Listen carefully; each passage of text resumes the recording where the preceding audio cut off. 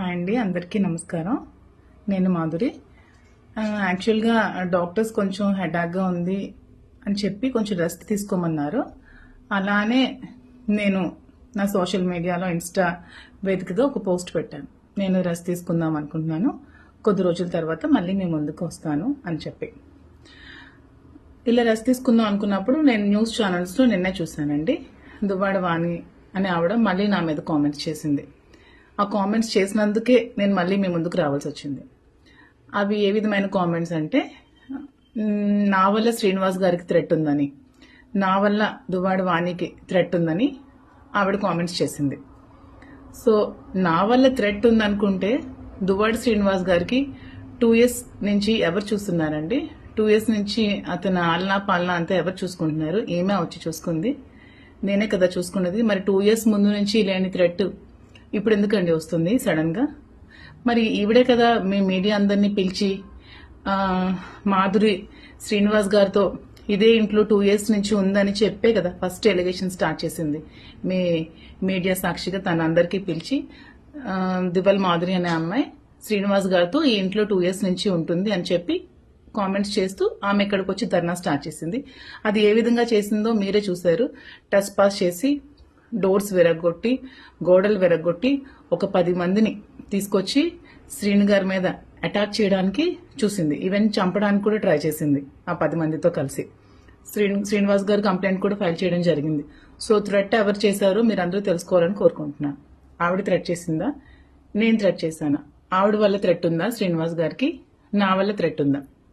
So ఇదే విధంగా ఇంకొక విషయం, ఆవిడ ఈ ఇల్లే కావాలి, ఇక్కడి నుంచి నేను కదలను, ఆమె ఇక్కడే వచ్చి ఉంటోంది, ఆమె ఇక్కడ ఉంటే నేను ఒప్పుకోను అనే కామెంట్స్ కూడా మళ్ళీ చేస్తోంది. సో ఆ కామెంట్స్ చేసింది కాబట్టి నేను రెస్పాండ్ అవ్వాల్సి వస్తుంది. ఆమె ఇక్కడే వచ్చి ఉంటోంది ఉంటాది అనే దానికి ఉంటే మేము ఉంటామండి. ఎందుకంటే శ్రీనివాస్ గారికి పార్థిసం మాషార్ అనే వ్యక్తికి స్థలం తీసుకున్నప్పుడు అతనికి ఒక 60 lakhs ఎలా పెండింగ్ ఉన్నారో, ఈ హౌస్ కన్స్ట్రక్షన్ సమయంలో నేను కూడా ఒక 2 crores ఇవ్వడం జరిగింది. వాళ్ళ బ్రదర్ కూడా ఇచ్చారంట, అది నాకు సరిగ్గా తెలియదు. వాళ్ళ బ్రదర్ కూడా అమౌంట్ ఎంతో హెల్ప్ చేశారని చెప్పడం జరిగింది శ్రీనివాస్ గారు. సో నేనెప్పుడు డబ్బులు తిరిగి ఆశించి అతనికైతే నేనెప్పుడు ఇవ్వలేదు.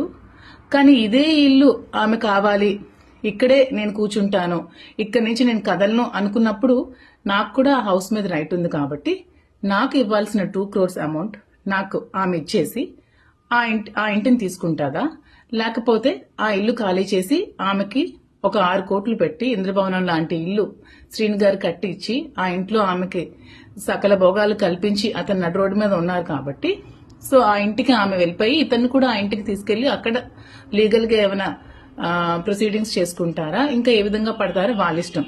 అంతేగాని ఇదే ఇల్లు కావాలి, ఈ ఇంటికి నేను వెళ్ళాలి అనుకుంటే నేను కూడా మీ మీడియా అందరినీ పిలిచి మీ మీడియా సాక్షిగా నేను కూడా ఇంటికి రావడం జరుగుతోంది. యాక్చువల్గా నేను ఎప్పుడు కూడా నేను మీ ముందు ఇంతవరకు బయటపెట్టలేదు నేను శ్రీను గారు నాకు డబ్బులు ఇచ్చాను, అగ్రిమెంట్ చేసుకున్నానని. కానీ శ్రీను గారు యాక్చువల్గా ఎప్పుడు ఎవరు అమౌంట్ ఉంచుకునే వ్యక్తి కాదు. అందుకని అతను ఎప్పుడైనా నాకు ఉన్నప్పుడు నీకు ఇచ్చేస్తానని చెప్పి నాకు చెక్స్ ఇవ్వడం జరిగింది. ఇదిగోండి ఈ చెక్స్, ఇవి 50 lakhs ఒకటి, ఇది కూడా 50 lakhs, ఇది 450.